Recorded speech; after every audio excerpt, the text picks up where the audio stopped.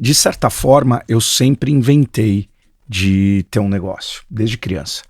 Eu outro dia estava mexendo em umas agendas antigas lá, cadernos, e tinha um caderno de 87, ou seja, eu tinha 8, 9, 10 anos, e tinha lá de uma página, uma empresa que ia ser 70% minhas, 30% do meu irmão de 7 anos, que não sabia o que estava acontecendo, e a gente ia vender minhoca que criava no quintal de casa para minha avó, que morava em apartamento.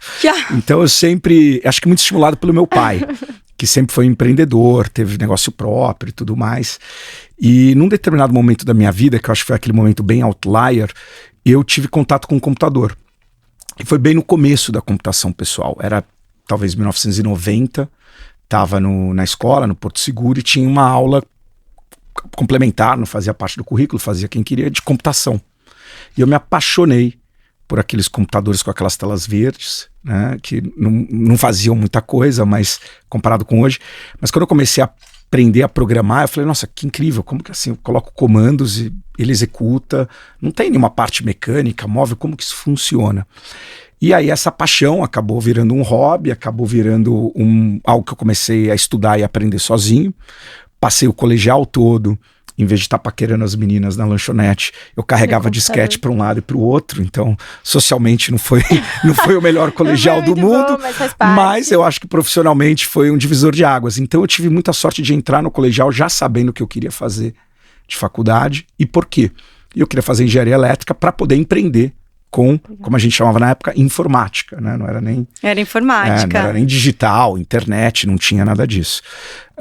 E eu fui para a Poli já com essa mentalidade de criar um negócio. E tentativa de um lado, tentativa de outro, tentativa de outro. Juntei um grupo de amigos para fazer um grupo de brainstorm, onde a gente falava sobre possíveis negócios. E um dia, um amigo meu falou, que fazia estágio comigo, o Rodrigo falou, tô procurando uma impressora e não tem nenhum lugar na internet. A internet estava começando naquela época. Essa época era exatamente 97, 98.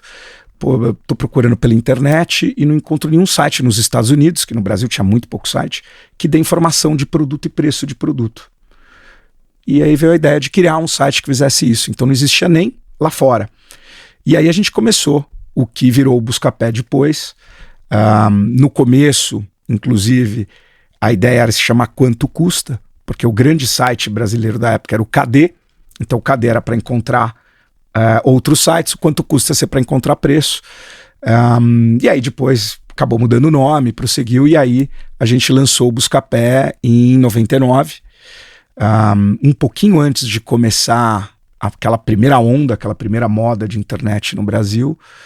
E aí naquele momento a gente decidiu largar a faculdade para poder tocar a empresa, principalmente quando a gente conseguiu investimento.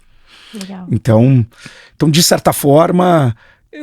era uma vontade que estava lá desde os 10 anos de idade, inspirado pelo meu pai. Meu avô tinha loja de material de construção e tal, aquilo tudo, e acabou culminando em tecnologia. Gente, que incrível. Não, você sabe que eu tava lendo um livro, aquele de das 10 mil horas, e tem uma parte do Bill Gates que ele fala, né, também, que Exatamente. ele ficava indo enquanto todo mundo ficava fazendo tudo, e ele ficava indo estudar. Eu acho que vocês são muito gênios, assim, porque era uma coisa muito fora, né, do normal. Sim. A gente avaliar que tecnologia, hoje em dia, quem faz, vai sempre ser coisas maiores e fora da curva. Mas não é uma curva que eles estão criando do zero, né? Tipo, já tem uma coisa que eles podem... Lá, quando vocês surgiram, era do zero, né? Tipo, não, era mato alto. Era mato alto, né? O Alfredo, que já esteve aqui com vocês, brinca, fala, Mero, era mato alto, você tava de canivete. Mas era. Eu amo esse livro, que é o Outliers. Então, assim, não tem sorte, é só esforço. Não, eu concordo, esforço é super importante. Mas se eu não tivesse tido contato com o computador naquele momento, em 1990, quantos anos eu tinha? Entrei na faculdade de 16, tira 3 anos, 4 anos, então tinha lá 13 anos de idade, 12 anos de idade, não teria acontecido tudo que aconteceu depois.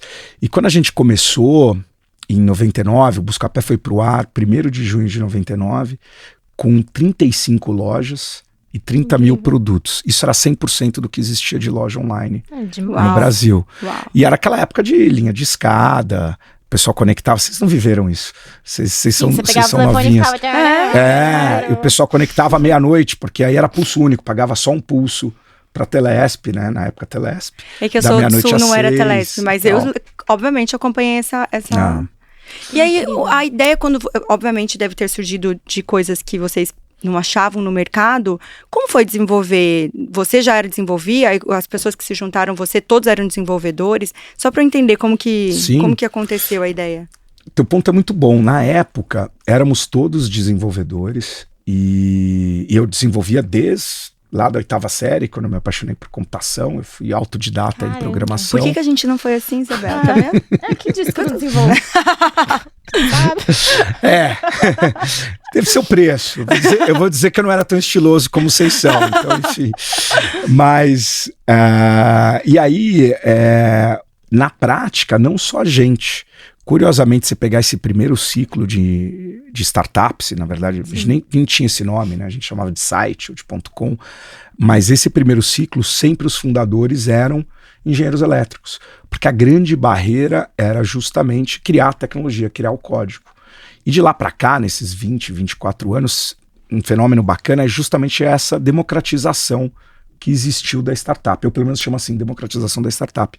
Porque como a tecnologia acabou virando componentes prontos, então o que levava 2 anos e $1 milhão para fazer um primeiro site do Submarino, hoje com $50 você compra uma loja muito melhor. Então você começou a ter uma pluralidade de pessoas montando startups. Então não é mais concentrado em homens, porque a engenharia elétrica tinha uma concentração de homens, por isso que eram tantos founders homens lá atrás. Hoje você tem uma veterinária, uma arquiteta, você tem um decorador e um dermatologista, qualquer um com uma ideia boa e com muita vontade e que encontra um problema grande no mundo para ser resolvido, pode montar uma startup. Que incrível. E vocês começaram com algum investimento próprio ou você já foi direto buscar um investidor? Boa. Quando a gente começou, não tinha investidor. A gente não vislumbrava. Então se eu viesse aqui e falasse, não, a gente olhar, vamos levantar tantas rodadas de capital, vamos fazer IPO. Mentira. Tá? A gente estava montando o nosso negócio, era a nossa lojinha, era a nossa padaria, só que a gente achava que podia ficar muito grande. A gente sempre foi muito ambicioso. Eu ia perguntar isso agora, você tinha ideia que ia crescer? Tinha. A gente e ouso dizer que, de certa forma, acho que 2 coisas a gente queria fazer com o Buscapé. Um, que fosse uma marca que as pessoas falassem assim, tipo, pô, como assim o Buscapé? Óbvio que eu conheço. E acho que isso, modéstia à parte, a gente conseguiu. Sim. A gente chegou a ter 35 milhões de brasileiros usando o Buscapé por mês. Uau! A segunda era uma marca que ficasse um legado. Como Coca-Cola. Tipo, quem inventou a Coca-Cola? Um monge, há 100 anos atrás. Então, que sobrevivesse a gente, que passasse por gerações. Isso eu acho que a gente não vai conseguir. Mas que bom, estamos vivos, pelo menos. Não, mas a história é fantástica, né? Eu acho que todo mundo conhece hoje, né, o Buscapé. É uma marca muito forte. Eu acho que ele teve um momento que era mais forte. Depois foram uma série de decisões até que eu presenciei, foi o motivo pelo qual eu saí da empresa, depois que a gente vendeu.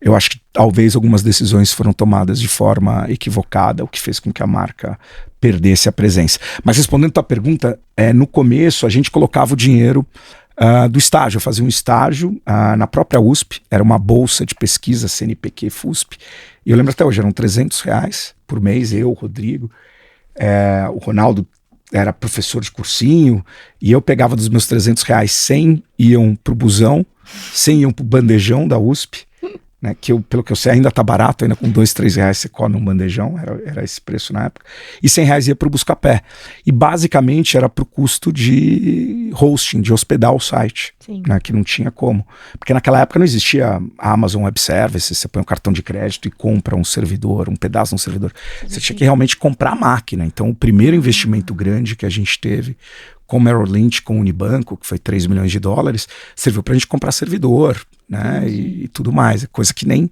precisa mais hoje.